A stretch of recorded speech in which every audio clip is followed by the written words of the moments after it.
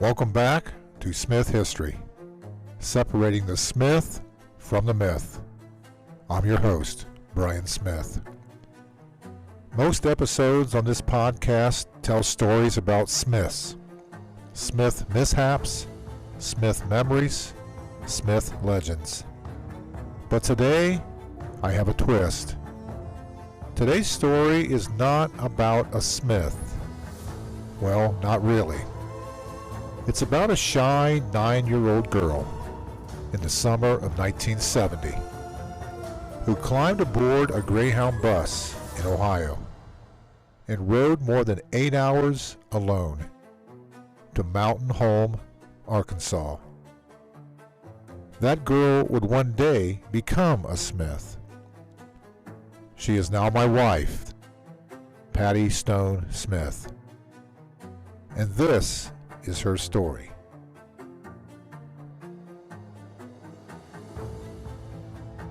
In 1970, Patti was the oldest daughter of Patricia Stone. Patti had 2 younger sisters and 3 younger brothers. It was a busy household, a noisy household, a household shaped by hardship. Patti's biological father was abusive, an alcoholic, a man whose anger left bruises on both body and spirit. Patti's mother suffered deeply in that marriage. Eventually, she left, a brave decision in a time when many women would have stayed. She remarried, and Patti formed a warm and loving relationship with her stepdad. He was kind, gentle, steady, the kind of man who repaired more than broken appliances. He repaired a family. But Patti's relationship with her mother remained frosty, for reasons Patti still struggles to explain. But when you know Patti as I do, shy, polite, soft-spoken, gentle, it's hard to imagine her as a problem child. She wasn't rebellious. Yes, she may have went to school and changed her clothes to look like the other girls, but she wasn't difficult. She was a quiet, blonde-haired girl who had already survived more than most adults ever will. And in the summer of 1970, Patti had one wish: to see her beloved grandparents, Robert Lee and Mildred Hamilton, her mother's parents. They lived in Mountain Home, Arkansas. When Patti speaks of childhood, she rarely speaks of Ohio. She speaks of Arkansas. She speaks of Grandma and Grandpa Hamilton. Grandpa Robert Lee, a farmer, a Southern gentleman, strong hands, kind eyes. He called her Patti Jean. Grandma Mildred, always in a dress, always in an apron, always smelling of biscuits, gravy, cookies, and love. A deep Southern accent, a soft voice, a gentle touch. Their small country house smelled of homemade food and clean laundry and sunshine on wood floors. No supermarkets nearby, no fast food. Everything cooked from scratch.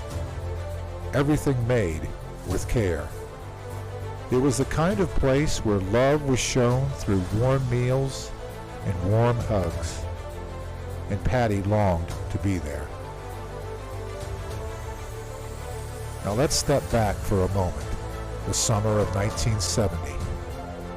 There were no cell phones, no internet, no computers, no earbuds, no streaming playlists. Just radios, televisions with knobs, front porch conversations, common sense, and decency.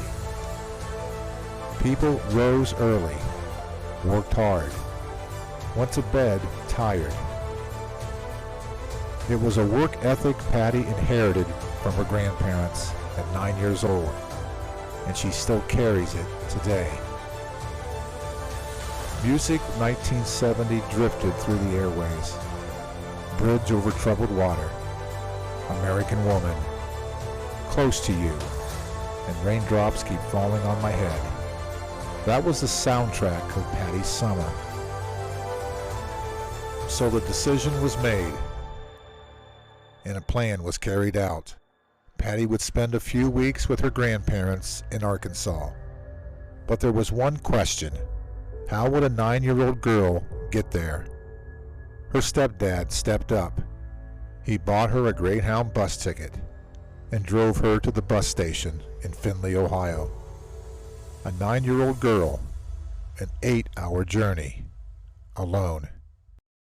Today, that might be illegal. In 1970, it was just life. Now picture the bus ride. Plastic seats, diesel fumes. In the station there was a vending machine humming, a packed bus full of adults with tired eyes. Patti had her small suitcase, her ticket, her courage. She had no snacks, no food, no comfort items. The bus doors opened with a hiss.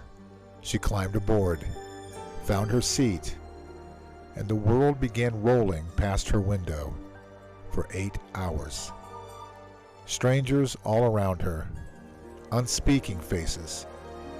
There was no music, no distractions, just time. Time to think, time to pray, time to dream, and time to grow up, mile by mile. Knowing Patti for nearly 40 years, I understand now. That bus ride built her mindset.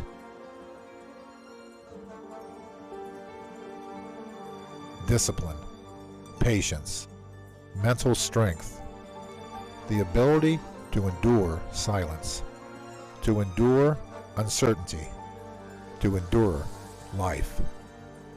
Some people built strength in gyms.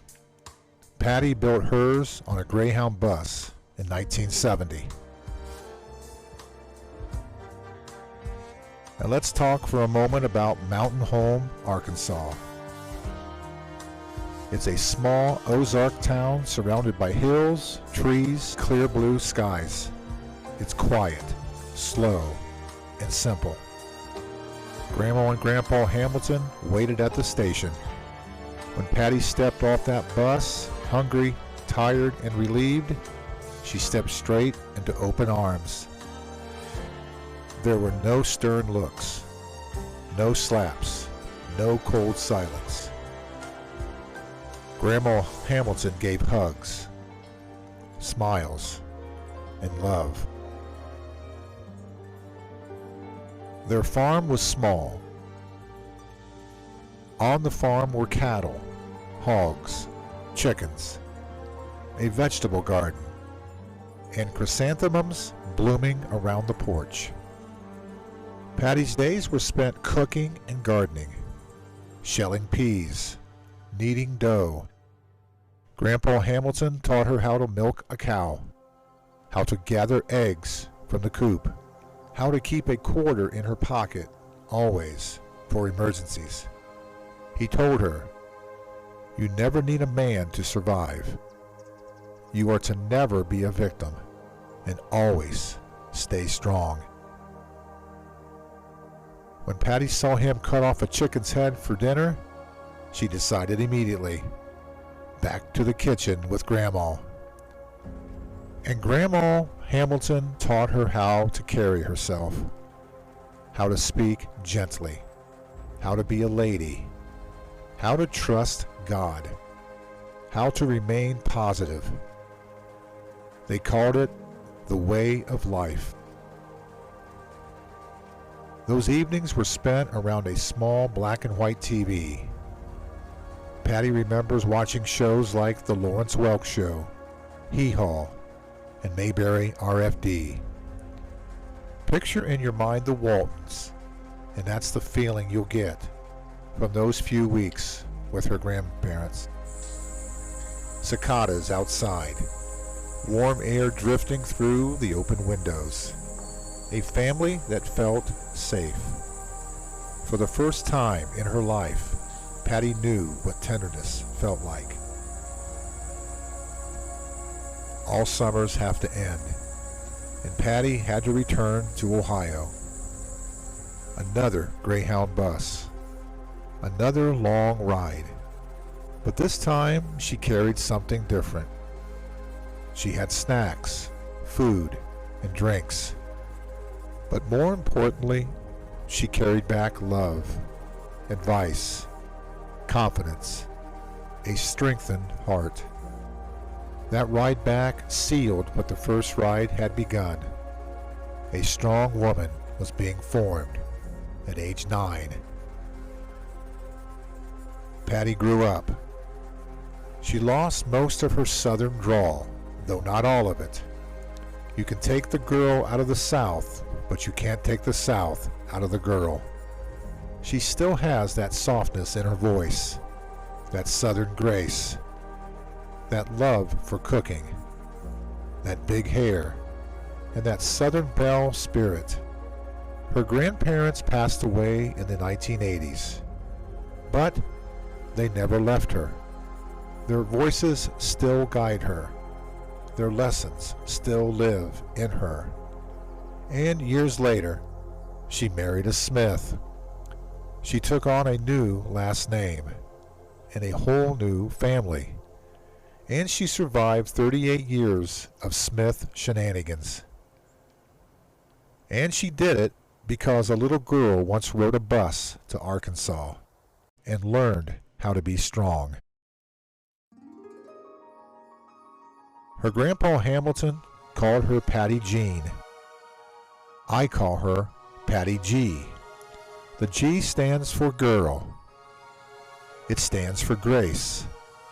And it stands for grit. But most of all, it stands for great. Because she has the greatest soul I have ever seen. She's the most beautiful person I have ever met, inside and out. Now her grandparents' love lives on, in her heart, in her life, with her son Marcus, and now in this podcast. So I want to give a thank you to Grandpa Robert Lee Hamilton. Thank you, Grandma Mildred Hamilton. You gave a 9-year-old girl a summer she never forgot, and a heart full of lessons that shaped a lifetime. So today on Smith History, I separated the Smith from the myth, and I found the truth. This wasn't originally a Smith story, but Patti became a Smith. She married a Smith. She endured Smith chaos. She loved a Smith storyteller. And because of one long bus ride in 1970, she was ready for it all. She was stone cold ready. And that's what separates the Smith from the myth. My name is Brian Smith, and we are history.